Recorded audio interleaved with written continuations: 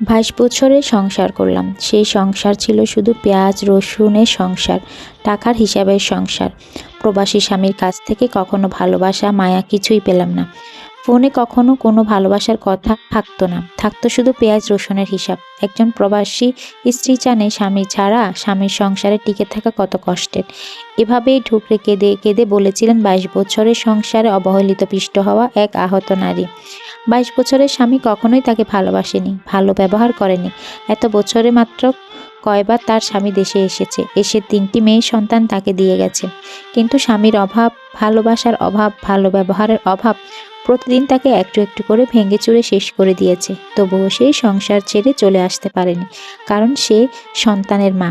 প্রথমে সংসার ছাড়তে পারেনি কারণ তার মনে হয়েছে একবার বিয়ে যখন হয়েছে সংসার করি, ছেড়ে গেলে সমাজ কি বলবে, হয়তো পরে ঠিক হয়ে যাবে। তারপর যখন সন্তান হলো তখন ভাবলো এখন সংসার ছাড়লে আমার সন্তানের কি হবে, বাবা ছাড়া ওদের ভবিষ্যৎ কি হবে। তাই তো শত অবহেলা মানিয়ে নিয়ে সংসার করতে লাগলো।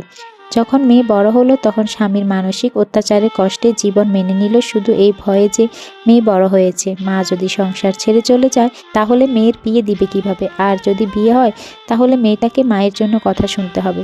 তাই তো সন্তানের সুখের চিন্তায় স্বামীর করা অবহেলা, মানসিক যন্ত্রণা মেনে নিল দিনের পর দিন। সংসারটাকে আর ছেড়ে আসা হলো না তার।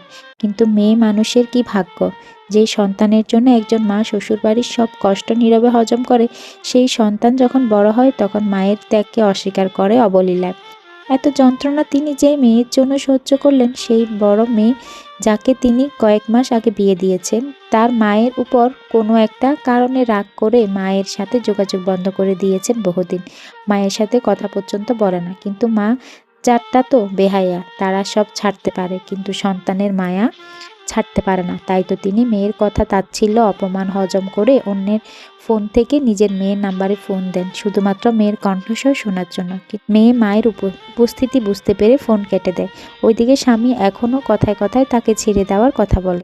এতদিন পরও তিনি জানিয়ে দিয়েছেন তার নামমাত্র স্বামীকে এখন আর তার কোনো ভয় নেই। যে সন্তানের জন্য তিনি 22টা বছর স্বামীর দেওয়া কষ্ট হজম করেছে, আজ সেই সন্তান তাকে ভুলে গেছে। তাই তিনি তার স্বামীকে জানিয়ে দিয়েছেন তাকে যেন সে এখন মুক্ত করে দেয়। তার কোনো অভিযোগ নেই, তার কোনো কিছু পাওয়ার নেই। ধন্যবাদ। কেমন লেগেছে অবশ্যই জানাবেন।